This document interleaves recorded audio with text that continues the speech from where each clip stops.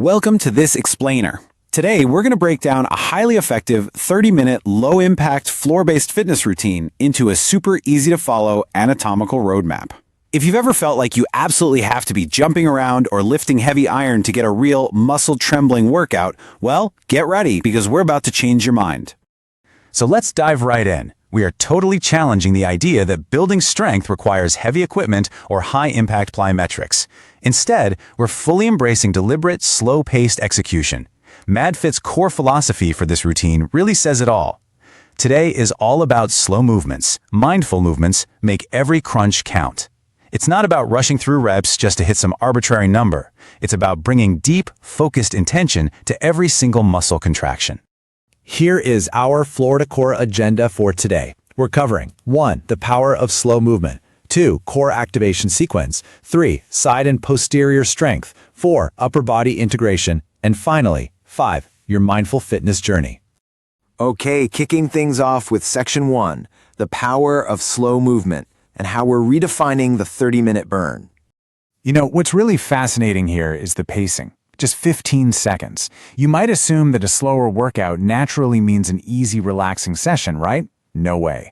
Relying on these incredibly quick 15 to 20-second rest periods, which, trust me, feel like absolute microseconds when your muscles are shaking, rapidly resets your form. And you do all of this without ever leaving the floor.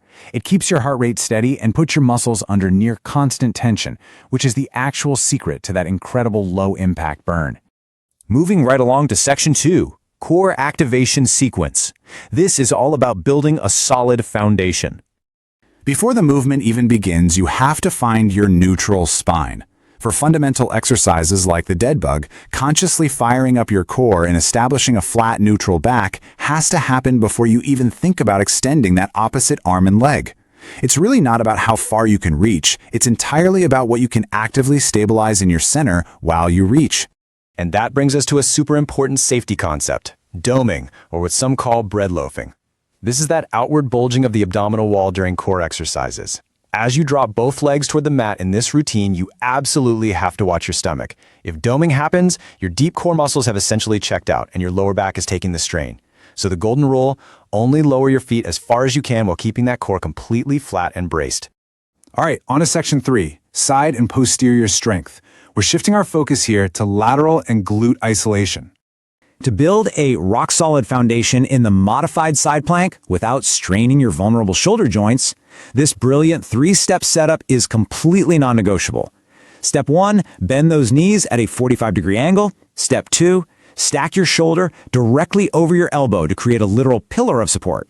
And Step 3, lift strictly from the side oblique, squeeze and hold. This setup protects the joint and forces the muscle to do the actual work. Now, notice how just slightly altering your toes' direction completely shifts the physical demand. Pointing your leg to the front corner targets the outer thigh, but you have to fight the urge to sink into your core. Then, by stretching that exact same leg to the back corner, everything changes. You suddenly have to stack your ribs and pelvis to prevent your back from arching. It forces your core to constantly adapt so your body can't take the path of least resistance. And this contrast is just brilliant. Think about a standard glute bridge, where you're rolling your hips up and down fluidly. But when we transition to an alternating leg hold, the game completely changes. Your hips must stay lifted and perfectly parallel to the ceiling while you step and pick up your feet. It forces your stabilizing glutes into absolute overdrive just to keep your body from tilting to one side. Let's hit Section 4, Upper Body Integration. It's time to bring it all together. This sequence builds an amazing rhythm. We rapidly transition from a modified high plank, where you're stabilizing your core and sweeping alternating arms from thumb to bum, directly into full push-ups, moving your entire body as one solid unit. Finally, we lower down into a forearm tabletop for straight leg pulses, keeping our gaze strictly between the hands to maintain perfect neck alignment. It is a completely seamless flow of full body integration. Throughout all of those lower body extensions, you only need one single mantra. Keep your hips completely square to the mat. Whether you're pulsing a straight leg backward or bending it to 90 degrees to really fire up the hamstring, the golden rule is fighting the very natural human urge to let those hips open up to the side. Keeping them square ensures the target muscles are actually taking the load. The routine then peaks with this highly complex tabletop maneuver that demands immense total body coordination. You hover the knees with a flat back, Bend your elbows back toward the knees to fire the triceps. Extend your left leg backward while rowing the right arm upward. And then, if that wasn't enough, you add a simultaneous tricep extension and leg lift. It's an incredible balancing act that ensures you don't sink into your stabilizing shoulder, and it acts as the ultimate test of the body awareness we've been building since minute 1. Finally, Section 5, your mindful fitness journey. Let's look beyond the mat. The instructor really encourages taking this highly focused, deliberate approach to wellness even further. By utilizing the MadFit app, you can access structured fitness programs, take on new low-impact challenges, and explore exclusive healthy recipes. It's about taking that discipline and physical awareness you built on the floor today and translating it into comprehensive, everyday lifestyle habits. I want to leave you with this final thought. Does a workout really have to be high impact, be high intensity?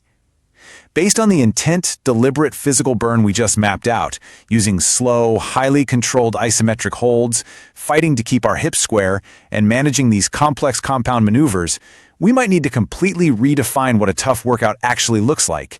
Because when every crunch counts and momentum is removed from the equation, gravity and your own body weight are more than enough.